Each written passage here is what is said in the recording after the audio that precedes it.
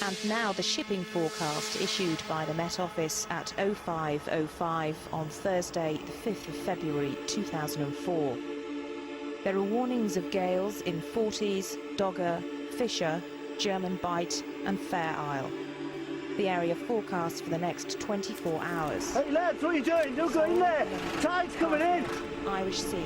A big rescue operation is underway in Morecambe Bay in Lancashire, where 22 cockle pickers have been caught by the incoming tide.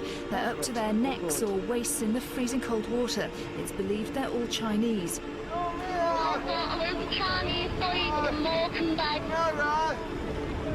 And they're stuck. And they need a plane or something, you're going to have to get them out of there.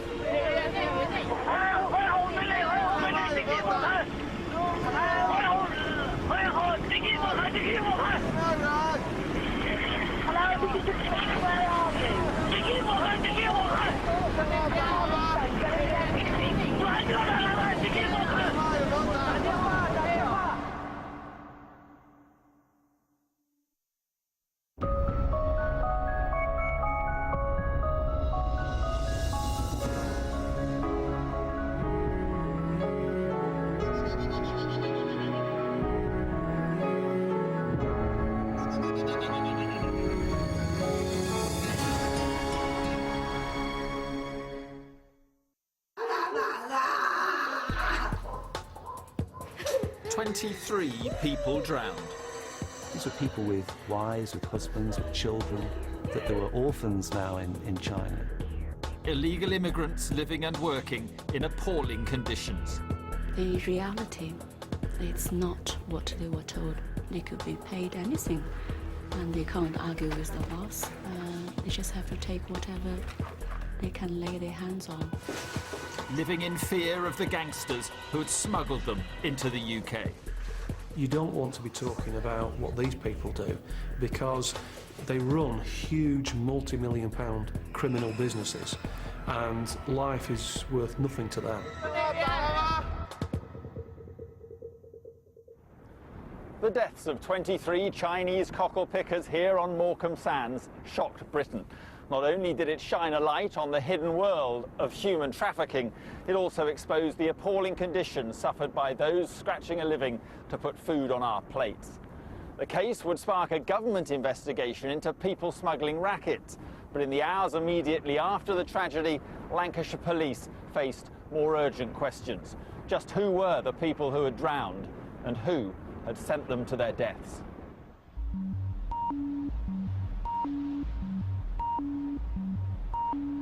The victims were among legions of cocklers who had hit Morecambe's beaches in early 2004.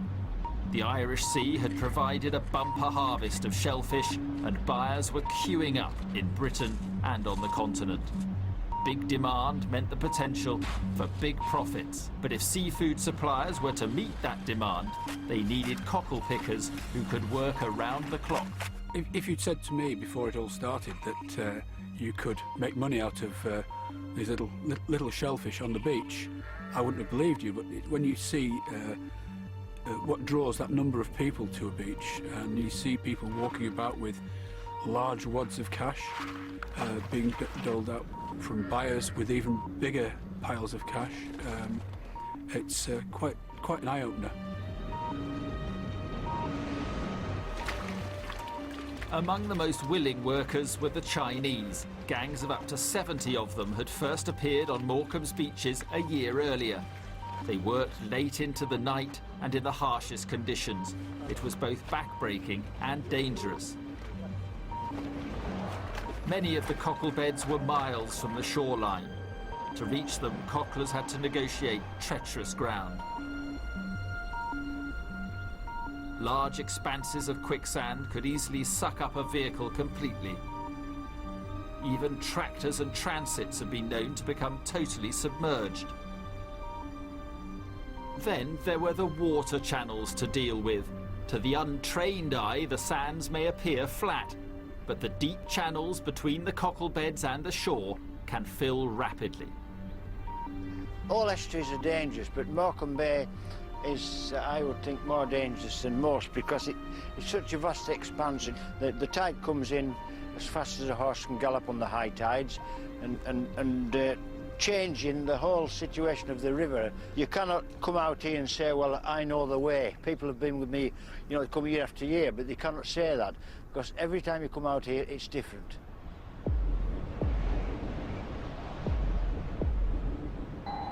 On the night of the tragedy, the big cockling operators stayed at home. Unpredictable tides and freezing weather meant it would be risky to go out onto the sands for more than a few hours. But the harsh conditions didn't seem to deter one Chinese gang. Late that afternoon, a group of around 30 were spotted making their way out towards the sea. They probably wouldn't know about the tide conditions with the bad weather.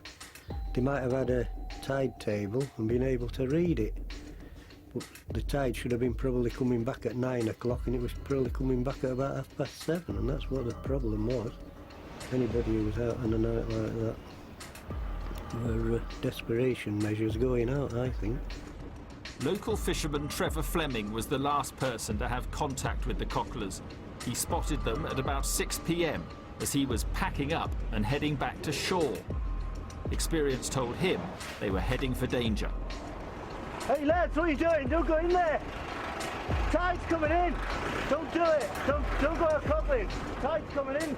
I tried to communicate with one of the Chinese workers to explain that he was going to be pushing his luck and that the tide was coming in.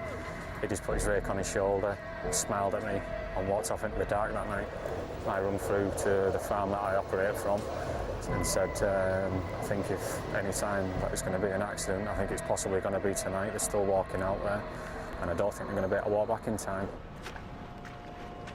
As the Chinese worked away into the night, they were unaware they were being surrounded by rising waters that would soon cut off their route back to shore.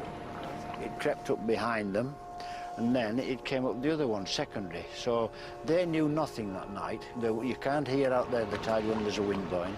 They knew nothing, working away, cockling, until the water was all around. They were circled, and there's just nowhere to run. The channels fill up first. If the water's more than wading depth, you've got to swim for it. And there's no way you'd swim in them conditions. You'd probably have to try and swim 400 or 500 yards, 600 yards, in really bad conditions. As the water began to rise, panic set in. The cocklers realised they were trapped. Unaware of how to contact the emergency services, some frantically phoned friends and family, both in England and in China, in an attempt to raise the alarm. Meanwhile, Coast Guards got their first inkling of trouble. An off-duty lifeboatman reported seeing a vehicle driving around erratically in the bay. The first report only said 4 young people going out on a vehicle, so we thought it might just be 4 people.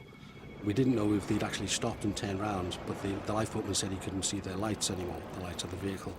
So for the first call, it wasn't unfolding as a tragedy. It was 13 minutes past 9, and high water was 11 o'clock that night, so it was exactly the wrong time to be going out onto the bay. That was the first alert that something was wrong. Within minutes, the Coast Guard received a second call, this time from an English woman. She said she knew a group of cockle pickers were trapped out in the bay. I've got a load of Chinese boys in Morecambe Bay, and they're stuck. And how many are out there, do you know? There's a lot, and they need a plane or something. You're going to have to get them on today. Right, they've been on the cockle bed, have they, at Morecambe Bay? Yeah, cockle bed, Morecambe Bay. Can you please? The Coast Guard launched an immediate search and rescue operation, calling in all branches of the emergency services.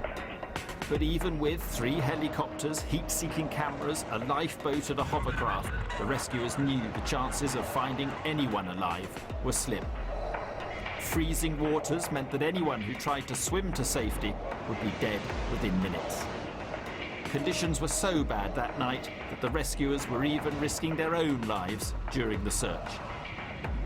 We had to pull the hovercraft back onto the beach. It couldn't operate. It was nearly capsized twice on the way to the scene.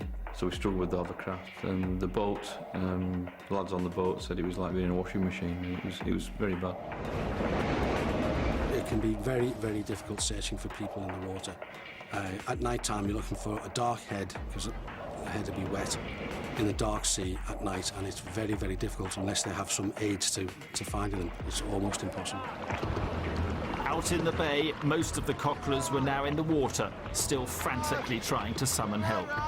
But the emergency services had no clue as to their exact position.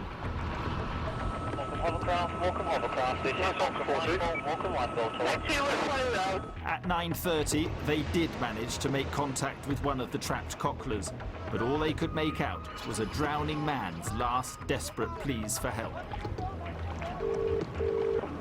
Hello? Right, the police, where do you need the police to, please? Vicky Walker! Even though we couldn't understand what he was saying, we could tell by the tone of his voice he was very, very distressed.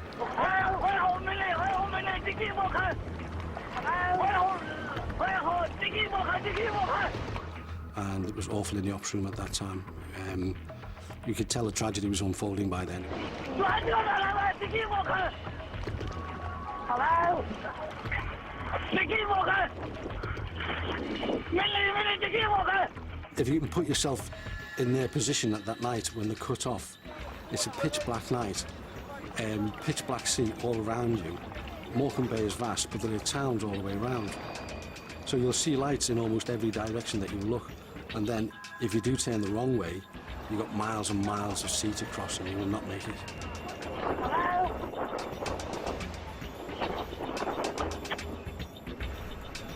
At 10 p.m, the police helicopter spotted one cockler stranded on Priest Skier, an outcrop of rock a mile out from the shore.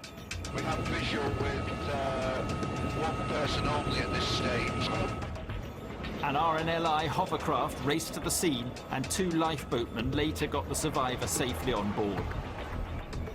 The Coast Guards had been told there were dozens of cocklers out that night. They didn't know exactly how many. As their search continued, their hopes faded. I mean, obviously, when it gets to 3 and 4 hours that people have been missing in water at that time of year, you really are looking as a recovery mission rather than a rescue mission. And obviously, when after the first casualty was found dead, or obviously dead, that yeah, we're looking for more bodies really. As the tide receded, 19 bodies were picked up from the bay. They wouldn't have a chance at all. They'd stripped off and tried to swim for it. But it was a long swim in big waves, icy water. They would no chance at all. It's not very pleasant, is it? Knowing that they were all lads who had sin working. There was nothing wrong with them. They were working very close to where we were once or twice. Lucky survivors who had managed to scramble to shore were found on or near the beach. They were wet, freezing and terrified. Traumatised, as were the rescue workers and many of the locals. I never slept one wink that night or the next night, thinking about how those poor souls got drowned. So cold out there, the tide came in so fast around them, they'd be screaming and shouting, they wouldn't have known what to do, nowhere to go. As dawn broke, the police arrived. A small-town tragedy would soon become a worldwide criminal investigation, leading detectives to China and to the heart of a people-smuggling operation here in Britain. Now then, this time last night, as darkness fell, a group of Chinese workers... The day after the horrific night before, 19 bodies had been recovered, 11 survivors were being treated, and 2 questions were paramount. What were the identities of the cockle pickers, and who had sent them out in such treacherous conditions?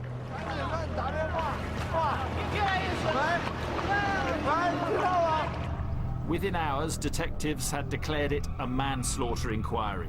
They knew the case would present unique challenges. Usually with most cases, You've got a street to go to and you've got people to speak to who you know, and you usually know the name of the person who's dead, and there's lots of witnesses, and you've got a very good background of what's happened. In this case, we've got no idea who's dead, where